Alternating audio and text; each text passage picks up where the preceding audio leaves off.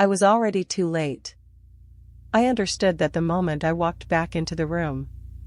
Not in the catastrophic sense, no one was harmed, no irreversible damage was done. But in the specific, deflating sense of someone who has arrived at the scene of an opportunity they've already missed, who can see clearly what the window looked like and can see equally clearly that it has closed. The opportunity was a conversation with my father. He was 73, which is not old, and healthy enough, which is not the same as healthy. He had a way of being that I'd grown up around without ever fully examining: contained, private, generous with presence but reserved with interiority. He would show up for you completely and tell you very little about himself. My entire childhood, and my adult life up to that point, I had known my father the way you know a landscape: you understand it, you can navigate it, you love it, and you have never asked it what it's like to be itself. He had a health scare at 71. Not serious in the end, a false positive that resolved without intervention, but it was the kind of scare that reorganizes your relationship to time. The kind that leaves a residue even after the immediate threat is resolved. I thought about calling him differently after that. About having a different kind of conversation. Not about the health scare, about him. His life before me. What he'd wanted for himself. What he'd been afraid of. What he regretted. The interior landscape of a man I'd never fully asked to describe itself. I thought about it for 2 years and didn't do it. Not because I didn't want to. Because it required something I didn't know how to do with him, a kind of directness that our relationship had never built the infrastructure for. Our conversations were warm and functional and circumscribed. We talked about the family, about current events, about whatever I was working on. We had a shorthand that felt close, and was close, and did not include the kind of opening I was imagining. I told myself I needed to find the right moment. That it should feel natural, not forced. That a conversation of that weight needed to arise organically rather than be engineered. What I understand now is that this reasoning, the right moment, the natural opening, was a sophisticated form of avoidance. There are conversations that don't happen organically. They have to be initiated. They have to be started awkwardly, with an acknowledged awkwardness, with something like, "I want to ask you something I've never asked you, and I hope that's okay." My father had his second health event at 73. A stroke. Mild in the immediate assessment, significant in the ways that matter to having the conversation I'd been circling, his speech was affected. Not gone, not completely impaired, but altered in ways that made the kind of extended, searching conversation I'd imagined difficult and tiring for him. I sat with him in the hospital on the second day, and I looked at him, and I understood with complete clarity that I was already too late for what I'd been planning. Not too late for everything, not too late for love or presence or the ordinary texture of being his daughter. But too late for the specific conversation I'd been saving for the right moment. He recovered to a significant degree. We have good conversations now. I have been able to ask some of the things I'd wanted to ask, in the adjusted language of a recovery that has mostly but not completely restored what the stroke affected. But some of the things I'd wanted to know I'll never know. Not because he won't tell me, because the telling itself is now difficult in a way it wasn't before. Because the 2-year delay that I'd dressed up as waiting for the right moment turned out to have had a deadline, and I hadn't known about the deadline. I have thought about this constantly in the years since. About the category of conversation that requires initiation, that does not happen organically, that must be started deliberately, imperfectly, awkwardly, and about what I was actually protecting by not starting it. I was protecting the image I had of the conversation, smooth, deep, arising naturally out of a moment of unusual mutual openness. I was waiting for the version that didn't require courage. The version that requires courage is the only one that actually exists. There is no organic version of the conversation you have been specifically avoiding for 2 years. You have to start it. Badly. Awkwardly. Before the moment. With an acknowledged strangeness. And then it becomes real. I know that now. I tell the people I love the things I want them to know. Not later. Not when the moment feels right. Now. Because now is the only moment that is never too late. What I've learned about the pattern I've described, the specific mechanism, the way it operates below the level of conscious decision, is that it doesn't respond to willpower alone. Willpower is useful for short-term resistance.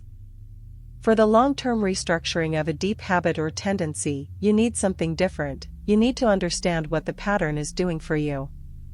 What it's providing. What it would cost you to give it up. Every destructive pattern has a function. That's the uncomfortable truth. We don't maintain things that don't serve us in some way, even if the service is maladaptive, even if the cost is greater than the benefit. The pattern of staying when I should have left, or not seeing what was in front of me, or following the feeling without examining it, each of those had a function. Protection from loss. Management of fear. Maintenance of an identity that required me to believe certain things about myself or others. Understanding the function doesn't excuse the pattern. But it makes the change possible in a way that pure willpower doesn't.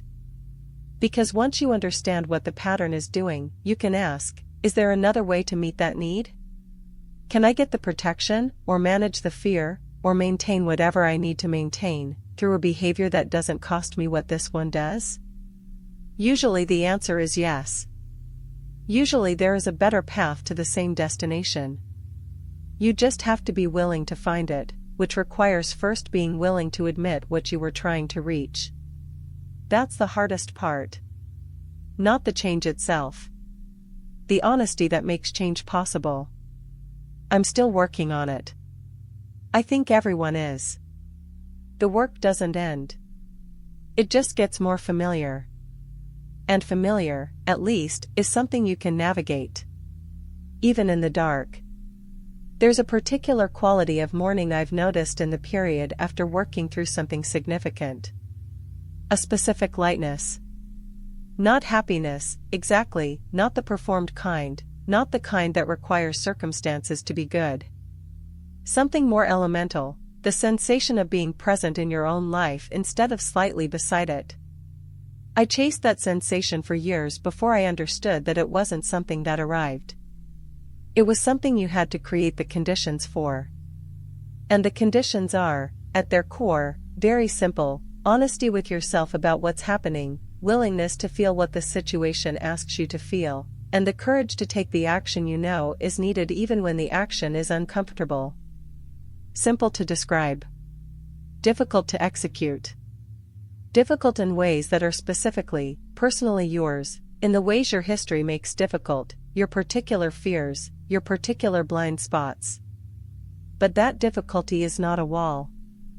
It's a map. The places where you find the most resistance are usually the places most worth going. I spent time going around the resistance. Managing it, distracting from it, building elaborate structures to not have to walk through it. The structures consumed more energy than walking through the resistance ever did. I just didn't know that until I started walking through. The story I've told here is the story of one chapter. One specific set of choices in one specific situation.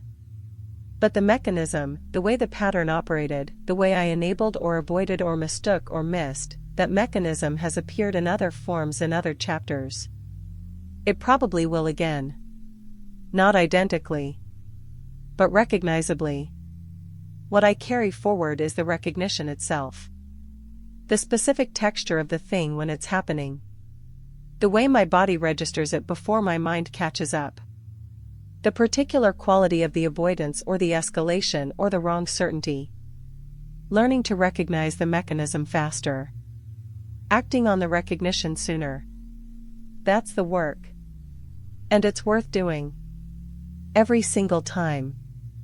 I want to leave you with the thing I wish someone had told me earlier. Not a formula. Not a framework with steps. Something simpler and harder. Most of what we avoid in ourselves is survivable. The feeling we don't want to feel, the conversation we don't want to have, the truth we don't want to acknowledge, We avoid them because we believe, on some level, that having them will break something. That the reality is too large to hold. That if we stop managing around it, it will overwhelm us.